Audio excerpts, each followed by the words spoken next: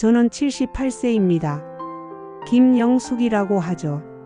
여러분은 가족에게 버림받는다는 게 어떤 기분인지 아십니까? 제가 실버타운에서 도망쳐 나온 이야기를 들려드리겠습니다. 이건 단순한 시설 문제가 아니었어요. 우리 가족이 서로를 다시 찾아가는 과정이었습니다. 78번째 생일 아침이었습니다. 거울 속 제 얼굴은 주름투성이었죠. 남편은 5년 전 세상을 떠났고 방엔 저 혼자뿐이었습니다. 초인종이 울렸어요. 큰아들 준호가 서 있었습니다. 손에 든 건 케이크가 아니었죠. 실버타운 브로슈어였습니다. 준호 손이 떨리고 있었어요. 눈을 마주치지 못하더군요. 준호가 외투를 벗을 때 주머니에서 종이가 떨어졌습니다. 병원 진단서였죠. 스트레스성 위염 불면증이라는 글자가 선명했습니다. 엄마, 회사 일이 너무 바빠서요. 수진이 학원도 보내야 하고 제대로 모시지 못해서 죄송합니다. 여기는 전문가들이 계시니까 엄마가 더 편하실 거예요. 아들이 얼마나 힘들었는지 알 수 있었습니다. 저를 버리려는 게 아니라 더 잘 모시고 싶었던 거겠죠. 하지만 마음 한구석이 무너지는 건 어쩔 수 없었어요. 처음 실버타운을 방문했을 때는 정말 호텔 같았습니다. 따뜻한 조명, 친절한 직원들, 깨끗한 시설. 준호가 안심하는 표정이었죠. 입주 첫날 준호가 돌아서며 말했습니다. 엄마, 자주 올게요. 주말마다 올게요. 그 말을 믿고 싶었어요. 식당에서 이미자를 만났습니다. 미자가 떨어뜨린 안경을 제가 주워줬죠. 그날부터 우리는 친구가 되었습니다. 처음 한 달은 좋았어요. 요가 수업도 있었고 원예 프로그램도 있었습니다. 새 화분도 방에 두었죠. 준호도 2번이나 왔습니다. 하지만 2달째부터 달라지기 시작했어요. 프로그램들이 하나둘 취소되었습니다. 준호 전화도 뜸해졌죠. 엄마, 이번 주는 못 가요. 다음 주도 좀 어려울 것 같아요. 회사가 너무 바빠서. 로비에서 매일 기다렸습니다. 하지만 아무도 오지 않았죠. 직원이 물었어요. 할머니 누구 기다리세요? 아들 온다고 하시더니 안 오네요. 그 말이 비수처럼 박혔습니다. 손녀 수진이 생일날이었어요. 제가 준비한 인형을 들고 전화를 걸었습니다. 준호야, 오늘 수진이 생일이잖아. 내가 준비한 선물이 있는데. 엄마, 죄송해요.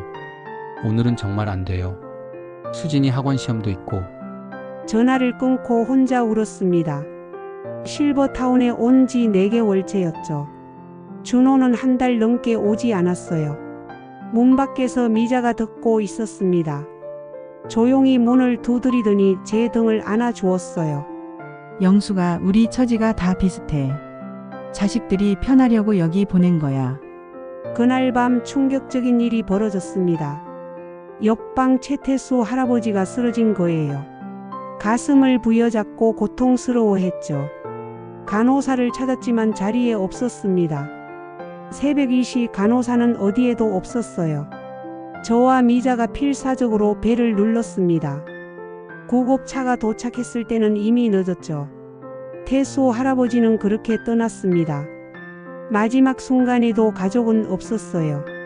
다음날 식당은 공포로 가득했습니다. 우리도 저렇게 되는 거 아니냐고. 혼자 죽으면 누가 알기나 할까. 저는 그날 결심했습니다. 여기서 나가야겠다고. 미자와 밤새 이야기했어요. 우리가 선택할 수 있다고. 우리도 권리가 있다고. 놀라운 일이 벌어졌습니다. 장 할아버지가 증거를 모아왔어요. 복도 미끄럼 사고 사진, 깨진 비상벨, 고장난 휠체어 경사로. 한 달 동안 모은 안전관리 소홀 증거였죠. 오 할머니는 간호사 근무표를 가져왔습니다. 비어있는 시간이 절반이었어요. 박 할머니는 약물 오투여 기록을 보여줬습니다. 잘못된 약을 먹고 쓰러진 적이 있다고 했죠. 우리는 함께 관리사무소로 갔습니다. 계약 해지를 요구했죠. 처음엔 거절했어요. 하지만 우리는 물러서지 않았습니다. 소비자 보호원에 신고하겠다고 했죠. 증거도 다 있다고. 다른 입주민들도 증인이 되겠다고 나섰어요. 결국 위약금 없이 퇴소할 수 있었습니다. 퇴소 소식을 들은 준호가 달려왔어요. 얼굴이 창백했습니다. 엄마, 무슨 일이야? 왜 나오신다는 거야? 저는 조용히 말했습니다. 간호사도 없는 곳에서 혼자 죽을 순 없어. 태수 할아버지처럼. 넌 한 달 넘게 오지도 않았잖아. 준호가 그 자리에서 무너졌어요. 무릎을 꿇더니 울기 시작했습니다. 엄마, 죄송합니다. 정말 죄송합니다. 제가 너무 못났어요. 실버타운 직원한테 전화 받았어요. 엄마가 매일 로비에서 절 기다린다고. 그 말 듣고도 못 간 제가 짐승이죠. 죄책감에 더 못 갔어요. 엄마 얼굴 보기가 무서웠습니다. 하지만 그게 더 큰 잘못이었어요. 준호가 제 손을 잡았습니다. 떨리는 손이었죠. 엄마가 얼마나 외로우셨을까요? 혼자 밥 드시고 혼자 잠들고 수진이 생일날도 혼자 계셨죠.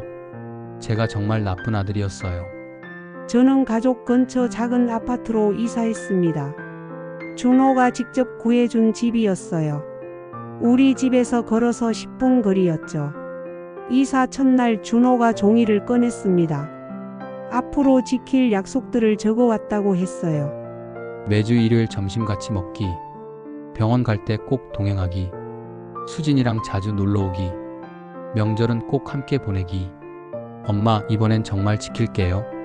다시는 혼자 두지 않을게요. 작은 아들 준서도 왔습니다.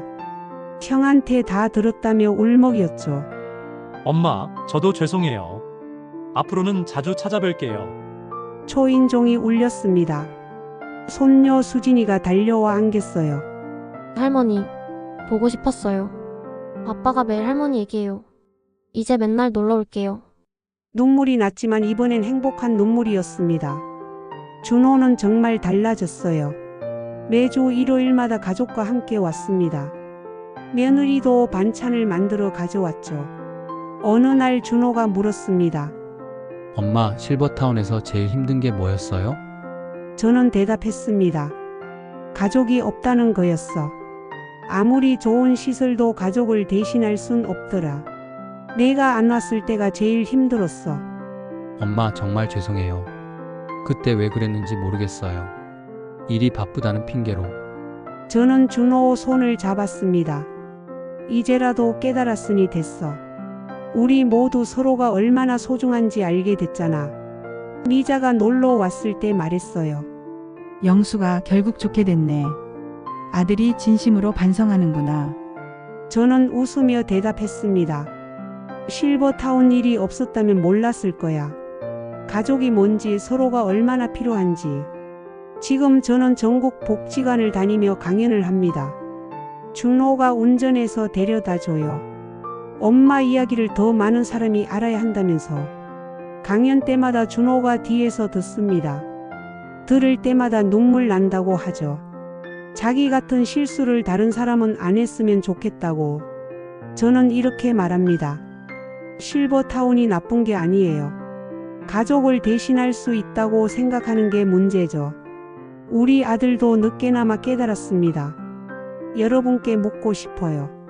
마지막으로 부모님 손 잡아드린 게 언제인가요? 사랑한다고 말한 게 언제인가요? 나이 든다는 건 버려지는 게 아닙니다.